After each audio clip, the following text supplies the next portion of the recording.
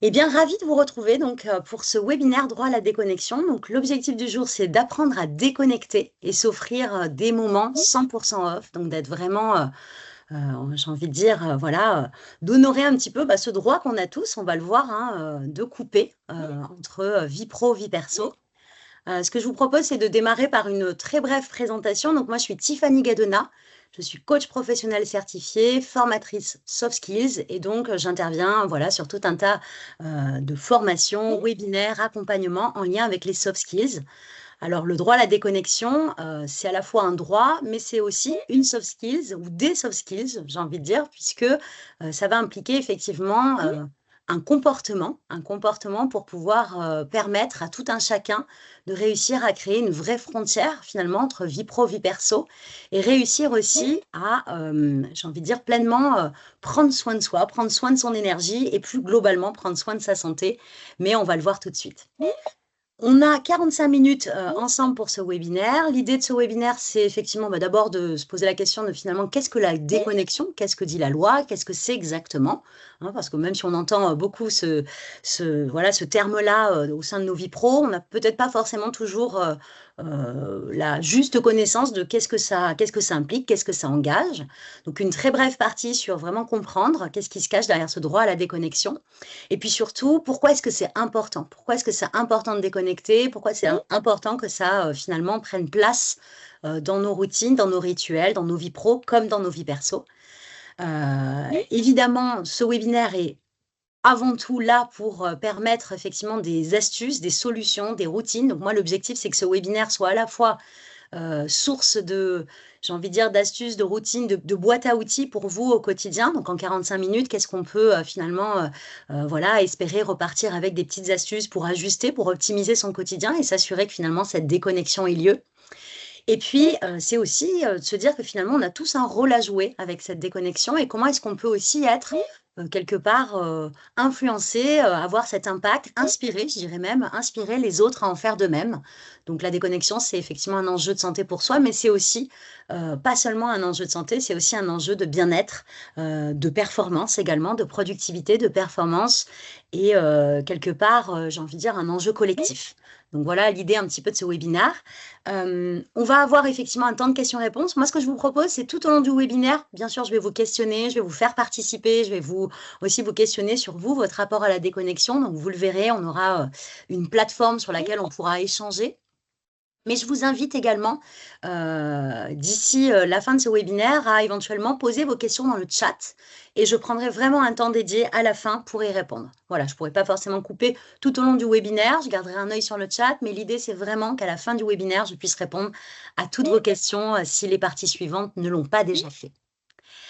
Eh bien voilà, démarrons donc avec notre première partie. Qu'est-ce que la déconnexion? Donc la déconnexion, finalement, alors effectivement, c'est un droit avant tout, je pense que c'est important de le poser.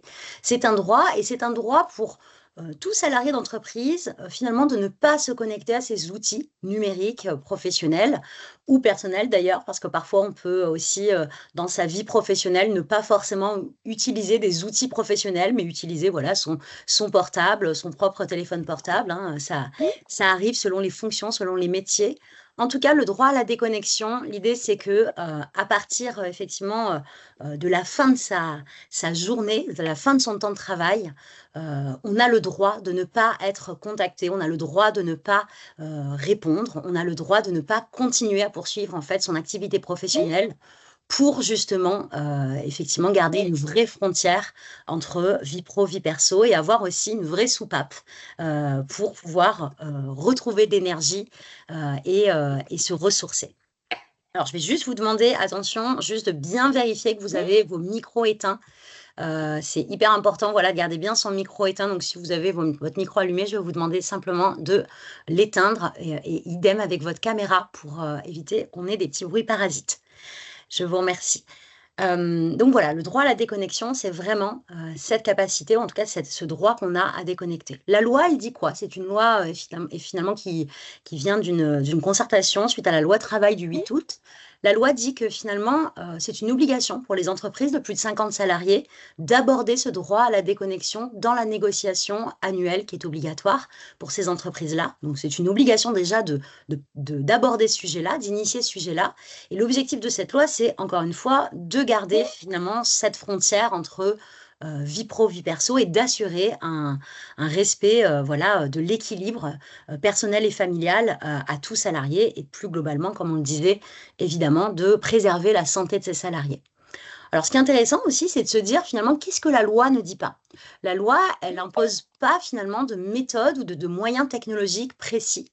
La loi, elle ne dit pas qu'il faut bloquer les emails, elle ne dit pas qu'il faut éteindre tout, voilà, tout réseau professionnel, en tout cas que l'entreprise doit le faire.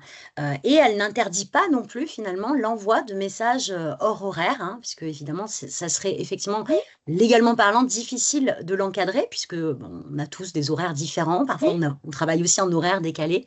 Donc la loi, en fait, elle a vraiment finalement, elle a initié un droit, mais ce droit, il dépend réellement de nos actions quotidiennes pour pouvoir, j'ai envie de dire, se mettre en place. Donc le droit à la déconnexion, c'est bien une soft skills finalement, il y a bien des soft skills, donc je vous rappelle, un soft skills, c'est compétences comportementales.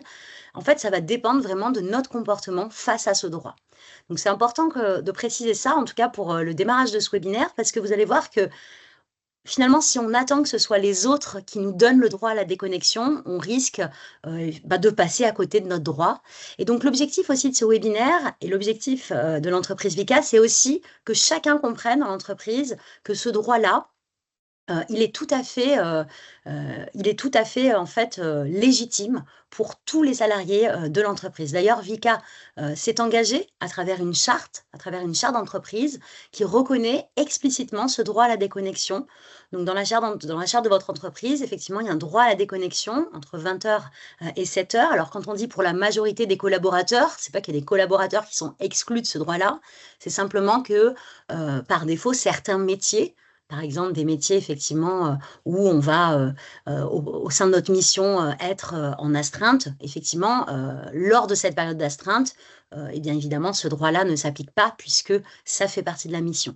Mais pour la majorité des collaborateurs en situation, effectivement, pendant les horaires hors travail, en fait, pour la totalité d'ailleurs des collaborateurs hors horaire de travail ou d'astreinte, eh bien, ce droit à la déconnexion s'applique entre 20h et 7h. Donc, ça veut dire quoi, finalement, cette charte? Autour de quoi, finalement, Vika s'engage? Vika s'engage, finalement, à donner le droit à tous les salariés de ne pas répondre pendant ces heures-là, sans que ça puisse donner lieu, finalement, à sanctions, reproches ou un manque, finalement, un manque, entre guillemets, sans que ça ne puisse être considéré comme un manque d'engagement professionnel. L'autre chose que Vika s'est engagé à faire, c'est aussi des sensibilisations qui peuvent être voilà, données au cours de formations managériales, au cours de ce webinaire d'ailleurs, par exemple, aujourd'hui, mais aussi au cours de minutes sécurité. Donc, il y a une vraie volonté dans votre entreprise, en tout cas, de porter ce droit-là. Et donc, on va voir ensemble aujourd'hui, pourquoi c'est important, pourquoi c'est crucial, et deux, comment est-ce qu'on peut faire concrètement pour l'honorer. Alors, ce que je vous propose, c'est déjà de voir l'enjeu, finalement, l'enjeu derrière ce droit à la déconnexion. Donc, il faut savoir qu'effectivement, d'après des études qui ont été menées, hein, il y a beaucoup d'organismes, effectivement, spécialisés sur la santé au travail, qui ont mené des études. On a remarqué, effectivement, que à l'ère du numérique, aujourd'hui, entre le téléphone portable, qui est un peu enfin voilà, on vit entre guillemets avec notre téléphone portable, que ce soit dans la vie pro ou dans la vie perso, et l'apparition du télétravail. Ça, ce sont deux phénomènes finalement qui ont énormément favorisé l'hyperconnexion et donc qui viennent vraiment challenger ce droit-là à la déconnexion. Ces organismes ont aussi observé à travers des études que 7 Français sur 10 se disent incapables de se passer d'objets connectés, portables, ordinateurs portables, ne serait-ce qu'une seule journée. Donc ça, c'est aussi un point important, un espèce de chiffre assez parlant, assez choc, de se dire que finalement, est-ce qu'on fait partie de ces 7 Français sur 10 ? Personnellement, moi, je pense que je peux me compter parmi ces 7 sur 10 parce qu'effectivement, on vit dans un monde qui est quand même qui est hyper connecté et on a plus ou moins, enfin voilà, créer un espèce de rapport de dépendance à ces outils digitaux qui nous semblent finalement indispensables pendant toute une journée. Et ça donne lieu à un autre chiffre choc, hein, ce fameux 56 heures, c'est le temps que passe par semaine un Français devant un écran. Et donc, en fait, cette étude, elle montre que c'est plus de temps de sommeil, on a plus de temps d'écran que de temps de sommeil. Donc ça, c'est important déjà de noter ça, de prendre en considération ça et de se dire finalement où est-ce que je me situe moi là-dedans. Alors justement, moi, j'aimerais vous challenger un petit peu et puis déjà vous faire réagir aussi sur cette question-là, sur ce droit à la déconnexion et puis sur vous, votre rapport à cette hyperconnexion peut-être. Donc ce que je vous propose, c'est de rejoindre une plateforme, donc une plateforme collaborative sur laquelle je vais vous poser une question. Alors vous allez avoir deux manières de rejoindre cette plateforme, soit via un QR code que vous pouvez flasher, scanner avec votre téléphone portable, si vous le souhaitez. C'est totalement anonyme, donc vous avez simplement à flasher le QR code qui s'affiche ici. Et si ce QR code ne fonctionne pas ou si vous n'avez pas votre portable à proximité, ce qui serait plutôt bien pour un webinaire droit à la déconnexion, eh bien, je vous partage le lien via votre ordinateur. Donc, sur la même plateforme sur laquelle vous êtes, vous pouvez juste cliquer sur le lien que je viens de mettre dans le chat et vous allez pouvoir vous connecter. Donc, je vous laisse voilà, le temps de vous connecter. Prenez le temps. Voilà, j'ai pas mal de personnes qui arrivent. Pour l'instant, vous êtes 31 personnes connectées sur la plateforme. On est à peu près 70 sur ce webinaire. Donc, j'attends un petit peu. Donc, une fois que vous êtes connectés, ne vous inquiétez pas. Vous ne voyez pas grand-chose à l'écran, si ce n'est peut-être un petit message d'attente. Et d'ici quelques instants, je vais vous partager notre première expérience collaborative, notre première question, justement sur ce sujet de la déconnexion. J'attends encore un petit peu. Vous êtes 50 sur la plateforme. Pour les personnes qui viennent de nous rejoindre, bienvenue à vous. Prenez donc place dans ce webinaire. Vous allez trouver dans le chat, dans la partie conversation, un lien. Nous sommes en train de nous connecter via ce lien. Je le repartage au cas où certaines personnes n'aient pas accès au chat. Et vous pouvez simplement vous connecter et je vais vous proposer de répondre à une question toute simple, mais qui est assez parlante pour le démarrage de ce webinaire. À quelle fréquence consultez-vous vos mails pro en dehors des horaires de travail? Donc, en dehors de vos heures de travail, vous, si vous deviez l'évaluer, est-ce que c'est jamais? Ça, c'est vraiment quelque chose que vous ne faites pas. Quand vous refermez votre ordinateur, il n'y a plus de consultation de mails pro. Est-ce que ça vous arrive parfois? Et parfois, c'est quoi? C'est un sujet brûlant où vous vous dites, bon, là, j'y vais quand même. Est-ce que c'est très souvent? Est-ce que c'est votre habitude? Vous avez vraiment tendance à continuer à checker vos mails après les heures de travail. Et encore une fois, c'est pas ce sondage, de toute manière, est anonyme, mais il n'est pas dans une logique, j'ai envie de dire, punitive. Il est au contraire dans une logique peut-être plus de prendre conscience de voilà, notre réalité, hein, clairement. Comme je vous le disais, je vous laisse encore un petit peu de temps, 10 minutes, pour ceux qui n'ont pas eu le temps. Je pense qu'on est pas mal sur les résultats. Je ne vois pas de nouveaux résultats. Si ça bouge un petit peu encore, vous avez, vous, les résultats également qui s'affichent en direct. Donc, on voit que la grande tendance est plutôt autour du parfois. On a 43%, ça bouge un peu, mais on a 43% de personnes, 44, qui consultent parfois leur mail après les heures de travail. Et on a 18% de personnes qui le consultent très souvent, 4% des personnes de ce webinaire qui le consultent tout le temps, et on a 34% de personnes qui ne le consultent jamais. Donc, une majorité sur le parfois et en réponse secondaire, le jamais. Donc ça, c'est intéressant de voir déjà, juste globalement, qu'est-ce qui, chez vous, dans votre entreprise, est plutôt voilà, ancré dans la culture. Donc, merci pour cette première réponse. On va poursuivre justement pour voir comment est-ce que ce parfois pourrait devenir jamais, peut-être, ou en tout cas aider, favoriser j'ai envie de dire, à prendre peut-être conscience, soit de l'impact, de la conséquence de cette hyperconnexion, ou peut-être même, pourquoi pas, quelle solution pourrait voilà, s'offrir à vous pour pouvoir déconnecter, en tout cas sur cette partie, j'ai envie de dire, consultation de mail. Alors, je repartage, hop, le support avec vous, un petit instant, et on va voir ensemble Est-ce que vous voyez bien le support? Est-ce que c'est bon pour vous? Je vais me permettre de partager le support, non pas en plein écran, parce que ça me permet de garder un œil avec vous sur le chat. Et effectivement, s'il y a des questions, voilà, ça me permet de pouvoir suivre avec vous. Donc, je vais laisser en écran comme ça. Donc, on a vu l'enjeu, on a vu effectivement à quel point, ben voilà, j'ai envie de dire, l'hyperconnectivité pouvait être présente dans nos vies. On le voit aussi à travers le sondage, simplement sur consulter ses mails pro. On aurait pu questionner aussi sur d'autres choses. Clairement, quelles sont les conséquences de cette hyperconnexion? Qu'est-ce que ça implique d'être hyperconnecté? Donc, la première chose, c'est le sentiment de saturation. Le sentiment de saturation, c'est vraiment quelque chose qui peut impacter au niveau mental, émotionnel ou physique. La surcharge aussi qui pèse pardon, sur son cerveau et son fonctionnement. Donc, effectivement, ça altère toute notre capacité cognitive. Il y a évidemment une frontière réduite entre vie pro, vie perso. Cette hyperconnexion, elle va avoir un impact aussi sur notre concentration, notre productivité, la qualité de nos relations humaines, mais également notre niveau de stress, notre fort niveau de stress. Alors, qu'est-ce qu'on peut faire? Qu'est-ce qu'on peut faire pour justement sortir de cette hyperconnexion? Bon, il existe plein de choses, évidemment, il existe plein de gestes simples, d'astuces à mettre en place au quotidien.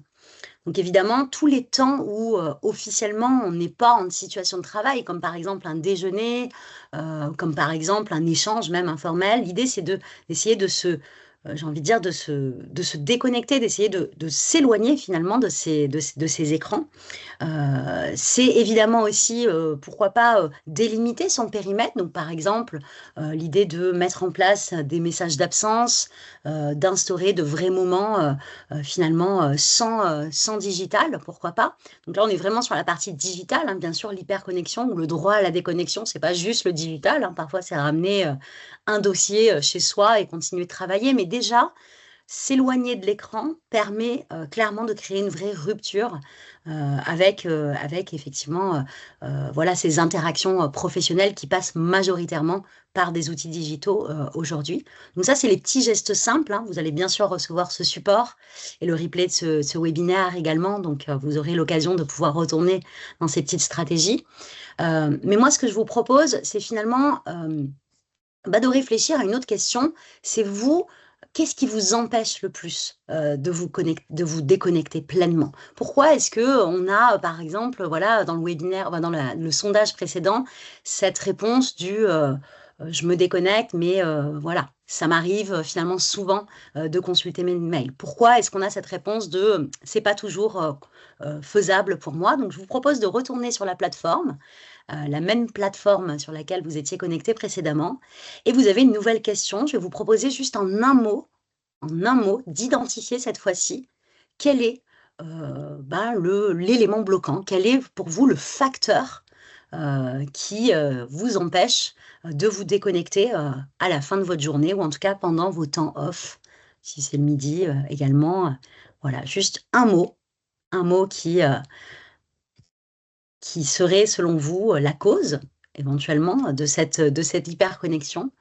Donc, le poste, hein, la nature du poste, l'ennui, on sent que la surcharge prend effectivement une ampleur. Donc, vous pouvez bien sûr voilà, avoir les mêmes raisons hein, les uns les autres, et on voit qu'elles vont apparaître de manière plus prédominante. Hop, je vous partage une petite minute de plus.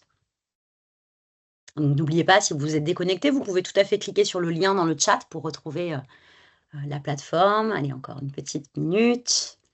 Donc, surcharge, curiosité, intéressant. Conscience aussi, conscience professionnelle, peut-être clairement un moteur hein, potentiellement de volonté de rester connecté. Travaux à rendre, autres, stress, professionnalisme, attente d'un retour urgent, effectivement. J'ai envie de gagner du temps, je vois des réponses, effectivement, l'importance, l'insatisfaction, les autres. Voilà, on a pas mal de réponses. Donc, en gros, vraiment les 3-4 grandes, les grands, j'ai envie de dire, moteurs d'hyperconnexion, ou en tout cas de connexion au-delà de son temps de travail, c'est la curiosité, la surcharge, l'urgence et on a conscience et hiérarchie qui sont assez équivalents aussi. Donc ça, c'est important aussi de voir finalement pourquoi on le fait. C'est très important quand on veut effectivement travailler sur un comportement ou en tout cas une habitude qui peut-être n'est pas si, j'ai envie de dire, idéale, productive ou constructive pour soi. C'est bien important aussi déjà d'identifier pourquoi on le fait. Pourquoi on le fait et qu'est-ce que finalement, qu'est-ce qui nous stimule, qu'est-ce qui nous motive à le faire. Donc, ce que j'aimerais vous partager, eh bien, c'est l'idée que l'hyperconnexion, effectivement, elle va être aussi stimulée par les nouvelles approches et les nouveaux modes de travail.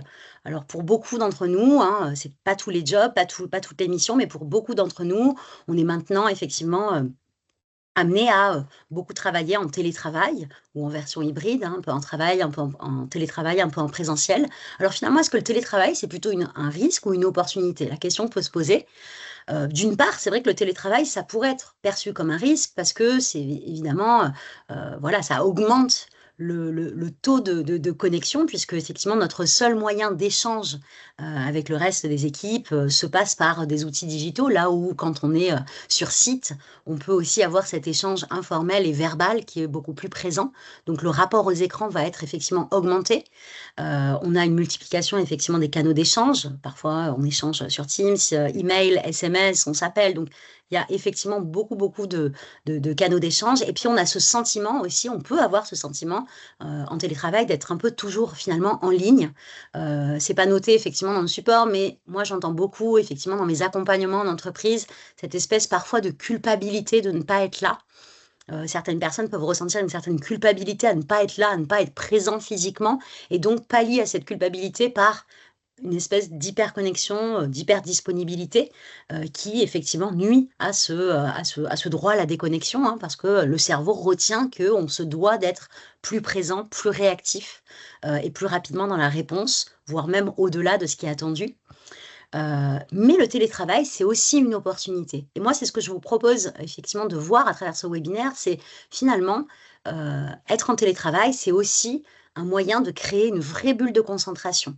C'est aussi, en fait, finalement, à l'inverse, un moyen de se couper de sollicitations et d'interruptions qui peuvent être beaucoup plus importantes quand on est physiquement présent et entouré effectivement d'autres collègues ou collaborateurs, hein. On a beaucoup de sollicitations un peu informelles qui peuvent aussi nuire à notre concentration. C'est aussi le télétravail, une belle opportunité de vraiment choisir comment manager ces outils digitaux sans les subir. On va voir comment. Et enfin, de créer une vraie routine personnalisée. Parce que quand on est en télétravail, finalement, on est dans un espace qui est quand même privilégié, qui est protégé aussi, si je peux dire, de sollicitations. Et donc, on peut choisir comment est-ce que je souhaite que ma journée se déroule. Ça, c'est pareil, c'est aussi des retours effectivement assez fréquents sur le télétravail, sur finalement la capacité à réellement focaliser, pleinement focaliser. Alors justement, la focalisation, c'est un point important. Parce que l'hyperconnexion, ou en tout cas le droit à la déconnexion, s'il n'est pas toujours facilement, j'ai envie de dire, mis en place par tout un chacun, c'est parce que souvent, on a le sentiment à la fin de sa journée de ne pas avoir fait ou traité tout ce qu'on aurait souhaité. Donc le droit à la déconnexion, il va venir effectivement faire appel à une soft skills qui est l'organisation, la priorisation, voire même la focalisation. Vraiment, la capacité à pleinement focaliser pour réussir à être pleinement productif pendant sa journée. Donc encore une fois, il faut savoir qu'on est sans cesse interrompu, et ça fait partie de notre vie pro, hein. On vit dans un monde effectivement très sollicitant, professionnel mais aussi personnel d'ailleurs. Et l'idée c'est que on observe qu'en moyenne, un individu va être interrompu toutes les 7 minutes durant son temps de travail, et que cet individu, au-delà de cette interruption toutes les 7 minutes, que ce soit un coup de fil, une notification mail, un SMS, un chat d'entreprise, en fait, cet individu va mettre 1 minute pour retrouver le fil de ses pensées. Donc, nous tous, là, notre cerveau a besoin à chaque fois d'1 minute pour se refocaliser sur la tâche. Donc ça a un coût, parce que à force, effectivement, d'être j'ai envie de dire, sollicité, interrompu, à force aussi parfois nous-mêmes de s'interrompre, hein, parce que l'idée c'est qu'on est aussi, on est aussi vecteur de nos propres interruptions. Quand on choisit de lire un mail au lieu de finir d'avancer sur un dossier, quand on choisit d'écrire un message au lieu de finir d'avancer par exemple sur un dossier ou une tâche sur laquelle on travaille. eh bien, on va perdre en attention et donc perdre en productivité. Donc l'idée ici, c'est de trouver des approches, des astuces, et en voici une qui est très connue en termes de focalisation et de gestion du temps, qui vont nous permettre finalement de pleinement augmenter notre efficacité, notre productivité, notre sentiment finalement d'efficacité pendant notre temps de travail. Ce qui va avoir un impact crucial sur la déconnexion puisque imaginez si vous arriviez à augmenter votre temps de focalisation, votre temps de productivité pendant votre journée de travail, eh bien vous aurez sûrement peut-être moins de raisons de devoir continuer à, j'ai envie de dire, travailler post ou en tout cas traiter ou aller j'ai envie de dire consulter vos sujets hors travail. Donc la méthode Pomodoro, c'est une méthode de gestion du temps qui est efficace parce que elle va venir effectivement booster la concentration, elle va venir effectivement mettre en place une routine, et ça c'est super important dans la gestion du temps et dans l'organisation, et elle va permettre vraiment une vraie programmation des tâches que vous voulez vous engager à faire pour ne pas finir la journée avec cette espèce de sentiment de j'ai pas fait tout ce que j'aurais souhaité faire. Donc elle va venir effectivement programmer aussi de manière rationnelle, avec le temps imparti. Donc c'est une méthode en plusieurs étapes. La première, c'est simplement de dire qu'est-ce que je souhaite planifier aujourd'hui. Donc je vais faire une to-do list avec tous les sujets sur lesquels je souhaite avancer, sur lesquels je souhaite effectivement avoir un impact. Et puis ensuite, je vais décliner ces sujets en séquences de travail. Donc je vais faire des séquences de travail de 25 minutes en me concentrant, et c'est là tout l'enjeu de la méthode, pleinement sur cette tâche à accomplir ou sur ce sujet sur lequel je m'engage. Donc qu'est-ce que ça veut dire en me concentrant pleinement, ça veut dire sans sollicitation. Ça veut dire que j'éteins mes notifications mail, je me focalise à 100%, je coupe mon téléphone éventuellement si c'est possible, et en tout cas c'est ce que suggère la méthode. Et une fois que j'ai réalisé cette séquence de travail de 25 minutes, eh bien je vais faire une pause de 5 minutes, une pause de 5 minutes pour pleinement regagner en énergie, me ressourcer et effectivement regagner j'ai envie de dire, en capacité, voilà, derrière, de me refocaliser. Pourquoi 25 minutes? Parce que c'est là où on a le pic d'attention finalement, le plus optimal, le plus productif. Et l'idée, c'est de répéter cette alternance, 25 minutes, 5 minutes, 25 minutes, 5 minutes. La méthode dit 4 fois, 4 sessions de travail. Ça dépend effectivement le temps que vous pouvez y dédier. Mais déjà, si vous le répétez sur à minima 2 séquences, vous allez gagner vraiment 2 fois 25 minutes de pleine productivité et pleine attention. Comme cette méthode, elle est très sollicitante aussi au niveau attention, l'important, c'est derrière, à la fin de la dernière séquence, d'instaurer une pause plus longue et vraiment de s'octroyer peut-être une quinzaine de minutes pour vraiment, encore une fois, voilà, changer d'air, se ressourcer. Donc c'est vraiment une méthode de gestion du temps, c'est une méthode qui favorise le bien-être et qui justement apporte cette satisfaction d'avoir réellement, pleinement donné toute son attention à une tâche ou un projet. Donc encore une fois, c'est quelque chose qu'on ne ramène pas chez soi mentalement ou réellement physiquement à la fin d'une journée de travail. Donc méthode Pomodoro, ça c'est effectivement une pratique de focalisation. Ensuite, il existe plein de bonnes pratiques, évidemment, à intégrer aussi dans son quotidien. Donc, par exemple, quand on est en télétravail, pour ceux qui ont voilà, des journées en télétravail, certaines choses qui peuvent aider à la déconnexion, c'est déjà d'avoir un espace. Alors, parfois, on n'a pas une pièce dédiée, hein, ça peut effectivement être voilà, challengeant, mais même si ce n'est pas une pièce dédiée, c'est d'avoir réellement un vrai espace de télétravail qui est, j'ai envie de dire, voilà, symbolique, et que cet espace, finalement, puisse, entre guillemets, soit être fermé à la fin de sa journée de travail. Donc, si c'est une pièce, on ferme la porte à la fin de la journée de travail. Et si c'est un bureau, si c'est un espace de travail, eh bien, dans ces cas-là, on prend le temps, à travers un petit rituel de fin de journée, de vider ses affaires, enlever. Parce que si on laisse son ordinateur ouvert, évidemment, enfin, la tentation est assez grande et on peut éventuellement être tenté d'y retourner. En télétravail, un autre moment de déconnexion, un autre droit à la déconnexion aussi qui est important de rappeler, c'est la pause déjeuner. Donc de la faire sans écran, d'avoir des temps effectivement énergisants, ressourçants. Donc est-ce qu'on sort, est-ce qu'on bouge, est-ce qu'on instaure, vous allez le voir tout à l'heure, je vous partagerai un petit rituel, éventuellement aussi pour créer une vraie soupape, j'ai envie de dire, de décompression, de respiration, pour pouvoir vraiment identifier des temps effectivement connectés et des temps off. Ces bonnes pratiques, elles existent aussi sur son lieu de travail. On peut aussi les mettre en place. Sur son lieu de travail, évidemment, on va aller chasser, j'ai envie de dire, d'autres voleurs de temps, d'autres types finalement de, d'irritants en tout cas, ou de blocage à la déconnexion. Euh, on a vu l'hyperdisponibilité, le fait d'être sollicité. Eh bien, pour pallier à ça, avoir une communication claire sur sa disponibilité. Est-ce que dans mon agenda, je partage vraiment les temps 100% off, bloqués avec les autres? Est-ce que je communique à mon équipe que pendant 1 heure, je vais être, voilà, j'en sais rien, indisponible et focalisée sur un sujet? Est-ce que je désactive les alertes mail pendant effectivement des temps de productivité, comme on l'a vu précédemment? Est-ce que je désactive tout court mes alertes mail et je choisis finalement de consulter mes mails à finalement des fréquences spécifiques? Évidemment, ça dépend de la nature de la mission, du métier, mais en gestion du temps, en tout cas, ça peut être une bonne idée de se dire, voilà, c'est pas la boîte mail qui finalement qui me manage, c'est moi qui manage cette boîte mail, et donc je peux créer vraiment des rituels de consultation de mail. Et puis évidemment, sur son lieu de travail, les pauses sont aussi un vrai finalement enjeu voilà, de moments de ressourcement, de moments de décompression, de soupape. Donc, idem, une vraie pause déjeuner sans écran et des pauses aussi parfois énergisantes.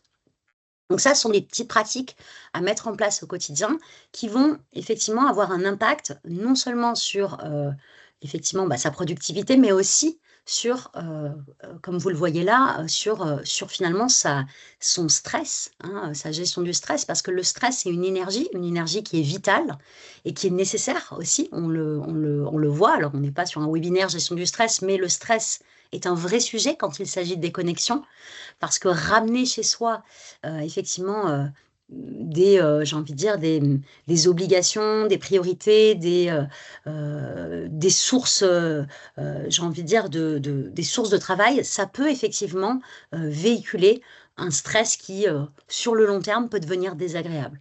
En fait, quand on ne déconnecte jamais, ou quand on ne déconnecte pas, ou quand on ne s'offre pas ce droit à la déconnexion, on arrive souvent dans cette partie-là de la courbe, dans cette partie finalement excès de stress, parce que sur cette courbe du stress, il y a une zone qui est tout à fait, j'ai envie de dire, optimale, et surtout une zone qui est tout à fait normale, dans laquelle il est tout à fait, pardon, normal d'œuvrer au quotidien, en tout cas dans sa vie pro.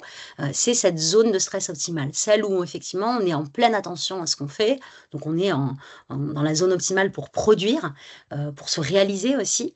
Mais cette zone optimale, avec le temps, en fait, si elle dure trop longtemps, et si il n'y a pas une vraie soupape de décompression, s'il n'y a pas un moment de ressourcement, en fait, on va continuer d'avancer sur cette courbe, et à un moment donné, elle va décliner vers un excès de stress qui peut effectivement amener à des risques, notamment pour la santé d'un individu. Donc, pourquoi je vous partage ça? Parce que le droit à la déconnexion, c'est aussi savoir s'écouter, c'est aussi savoir écouter dans quelle zone je me trouve, où est-ce que je suis. Est-ce que finalement, à la fin de ma journée, je sens que je commence à ressentir mes premières perturbations, on va dire, émotionnelles? Et donc, auquel cas, il faut savoir effectivement reconnaître ces symptômes. Donc, est-ce que j'ai des symptômes, par exemple, de stress cognitif? Est-ce que je commence à être confus? Est-ce que je commence à avoir des blocages? Est-ce que c'est physiologique? Est-ce que je sens que mon rythme cardiaque s'active? Ou est-ce que c'est physique, hein, d'autres réactions physiques? J'ai des tremblements, ce qui peut être le cas. Ou alors, est-ce que je me sens agacée, irritée?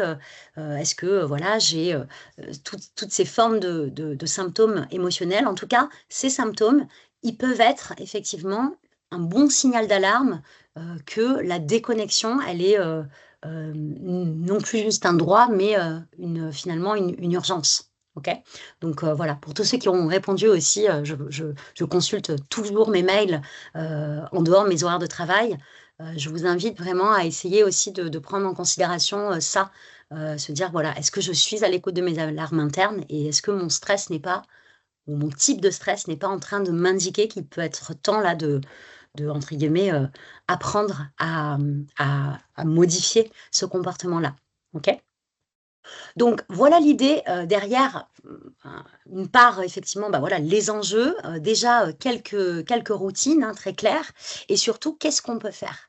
Alors moi, ce que je vous propose, c'est aussi de, travailler un petit peu sur cette partie routine et finalement de terminer ce webinaire avec, très clairement, bah, des idées d'action qui peuvent être mises en place à l'échelle individuelle ou, pourquoi pas, à l'échelle collective. Alors hop, je repartage avec vous le support. Donc normalement, vous devriez l'avoir. Je ne sais pas si il y a eu un petit bug, donc juste normalement là, c'est OK. Dites-moi dans le chat si ça n'est pas le cas. Mais l'idée, c'est de terminer ce webinaire avec aussi un partage de routine très clair pour déconnecter. Donc comme on l'a vu, c'est un enjeu effectivement de santé, mentale, émotionnelle, physique et la déconnexion finalement, c'est clairement un comportement à adopter. Quand je dis un comportement à adopter, c'est vraiment une action comportementale à mettre en place pour que ça se passe. Personne va venir en fait, justement débrancher la prise à ma place. C'est à moi de le mettre en place dans mon quotidien et c'est finalement à moi aussi, de m'y tenir. Donc une chose qui peut être faite, c'est déjà, vous en tant qu'individu, être cette source aussi d'inspiration, non pas seulement pour vous, mais aussi pour les autres. Comment est-ce qu'on peut être Comment est-ce qu'on peut participer à cette culture de la déconnexion? La charte d'entreprise, c'est une chose, mais il y a aussi qu'est-ce que chacun fait? Donc quand vous, par exemple, vous sollicitez quelqu'un, est-ce que vous êtes clair dans les délais? Est-ce que vous êtes clair aussi dans, la non réa le enfin, finalement, la non-réactivité immédiate? Par exemple, si je demande à un collègue: «Est-ce que tu pourrais, me faire passer cette info?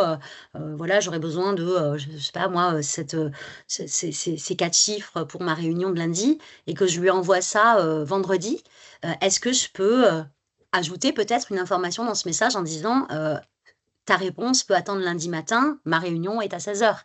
Mais si je lui mets pas ce message-là et que moi je me suis, juste, voilà, déchargée en fait de cette tâche, un vendredi, bah, peut-être que pour l'autre personne, l'interprétation va pas être la même. Donc c'est vraiment encourager cette non-réactivité immédiate et valoriser dans ses demandes, expliciter dans ses demandes ce droit à la déconnexion. Être, en alerte sur vos signaux, mais également ceux des autres et pourquoi pas, qu'on soit manager, collègue, hein, peu importe, son rôle, mais pourquoi pas, également se poser la question, les uns les autres: «Est-ce que tu as eu du temps pour toi cette semaine?» Pourquoi pas l'inclure peut-être dans des réunions d'équipe, cette question-là? Est-ce que tu as eu du temps pour déconnecter? Est-ce que, tu as eu du temps pour déjeuner sans écran? Mais juste vraiment être en alerte là-dessus. Et les 2 autres rituels que j'aurais, souhaité vous partager pour terminer ce webinaire, eh bien, c'est un rituel individuel et un rituel collectif. Un rituel individuel qu'on pourrait appeler le rituel de check-out. Alors, effectivement, le rituel de check-out, c'est vraiment le rituel de déconnexion, hein, personnelle. On pourrait, imaginer ça comme, quand on voilà, quand on quitte un lieu de vacances, on doit faire son check-out, on doit, voilà, rendre les clés. Ben, on pourrait imaginer la même chose finalement, à la fin de sa journée de travail et puis, vraiment de travailler sur un peu les 3 aspects, hein, de cette déconnexion. D'abord la déconnexion mentale, donc qu'est-ce que, je pourrais me noter finalement à la fin de ma journée, sur mentalement ou sur papier, mais de me dire finalement: «Qu'est-ce que j'ai accompli?» pour s'assurer de partir finalement, de sortir de sa mission de travail, hein, que ce soit en télétravail ou, sur site, avec vraiment un sentiment d'accomplissement. Qu'est-ce que j'ai fait? Parce qu'on a bien souvent tendance à beaucoup se focaliser sur les 3 choses qu'on n'a pas faites, mais pas les, 30 autres choses qu'on a réalisées. Donc qu'est-ce que j'ai fait? Qu'est-ce que j'ai accompli? Et éventuellement, qu'est-ce qui m'attend demain? Et ça, qu'est-ce qui m'attend demain? Ça permet de, finalement, désengorger son cerveau de cette information-là. Alors vous allez me dire, ça paraît très basique, très bateau de faire ça, mais le cerveau, finalement, tout ce qu'on n'a pas sécurisé quelque part, lui, il a comme fonction de, le rappeler. Il a comme fonction de le mémoriser. Donc si vous dépolluez votre cerveau avec ces informations-là, en les sécurisant quelque part à travers un rituel, vous donnez la possibilité à votre cerveau de pleinement déconnecter mentalement. Ensuite, le check-out, il doit aussi être numérique. Donc l'idée, c'est est-ce que je coupe? Est-ce que je fais vraiment cette action, j'entreprends vraiment cette action de me déconnecter de, toutes mes, voilà, mes plateformes digitales? Est-ce que, je me déconnecte même, enfin voilà, physiquement, hein, parfois, c'est vraiment voilà, j'enlève mon badge, je débadge en fait, physiquement et digitalement parlant. Et est-ce que je déconnecte aussi? Est-ce que je fais mon check-out physique? C'est-à-dire, que je sois en télétravail ou sur mon lieu de travail, est-ce que je peux pas sortir et les 100, 200 premiers mètres jusqu'au parking, jusqu'à ma voiture, jusqu'à mon moyen de transport, ou même en sortant de chez moi si je suis en télétravail, euh, vraiment me refocaliser sur ma respiration et voilà, m'assurer que je ne suis ni sur mon portable pendant ces 100 premiers mètres au moins, ni sur des sujets qui continuent de graviter, mais vraiment de me dire, je ressens sur ma respiration, je me pratique 3 minutes de respiration abdominale, donc vraiment de cohérence cardiaque. Voilà, je respire avec le ventre et ça me permet vraiment de me recentrer finalement, de vraiment faire une coupure physiologique.